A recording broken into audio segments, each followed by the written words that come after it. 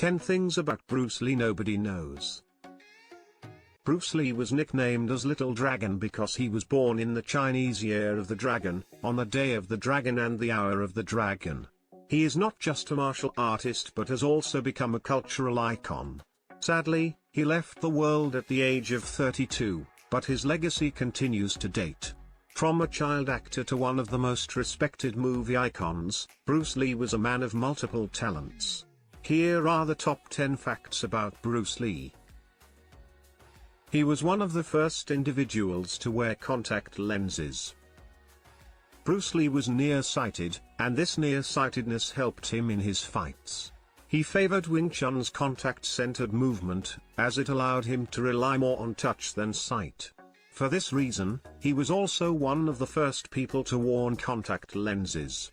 He later stopped wearing them, as he found them very uncomfortable. He wanted to fight Muhammad Ali. Great pitted against the greatest would have been up there on the marquee, only if it had happened. Bruce was in total awe of Ali's in-ring exploits, his speed, and the diabolic blows he administered when he was on top of his game. He often used to watch video footage of Ali's matches, trying to adopt some of his moves. He helped kickstart the career of Chuck Norris and Jackie Chan.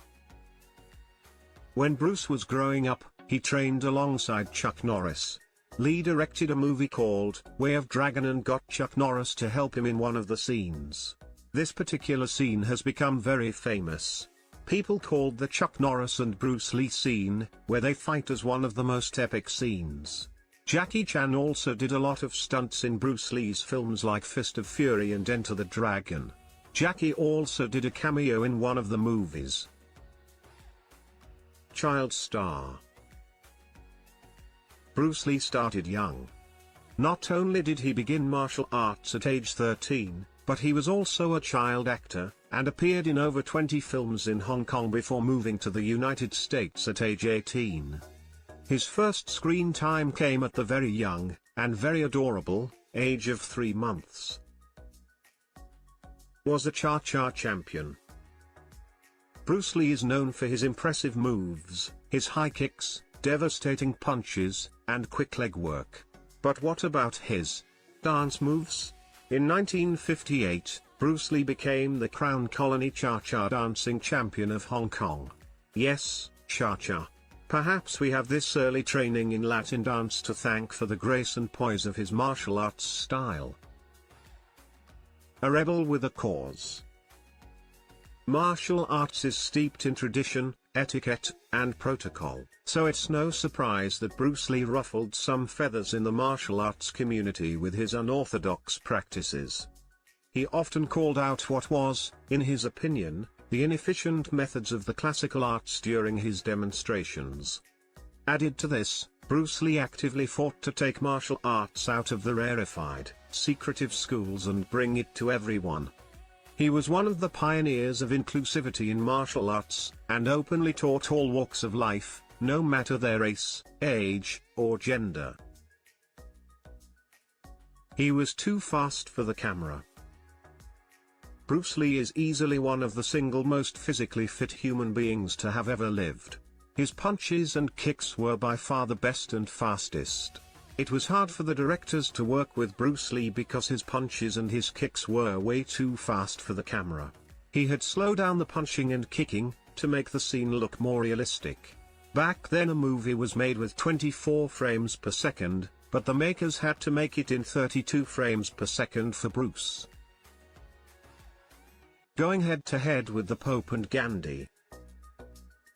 In 2005, a statue of Bruce Lee was unveiled in the small town of Mostar, in Bosnia-Herzegovina. Bruce was chosen over other nominees, including the Pope and Gandhi, after a residents' poll revealed that Bruce Lee was the only name respected by both sides as a symbol of solidarity. A good hair day. Bruce Lee got his big break in Hollywood in 1964 when he was discovered by celebrity hairstylist Jay Sebring at the Long Beach Karate Championships. Sebring told one of his celebrity clients, the producer and actor William Dozier, about the young, talented martial artist, and Doja immediately contacted Lee. The rest is history. Humble beginnings. Bruce Lee never intended to become an actor, and dreamed instead of opening up martial arts schools across the US. The first location of what could loosely be called Bruce's school, the Junfan Kung Fu Institute, was located in a parking garage in Seattle's First Hill area. From there it moved to a basement in Chinatown. But from these humble beginnings came a new philosophy of martial arts, Jeet Kune Do, and Lee's school still operates in Seattle today.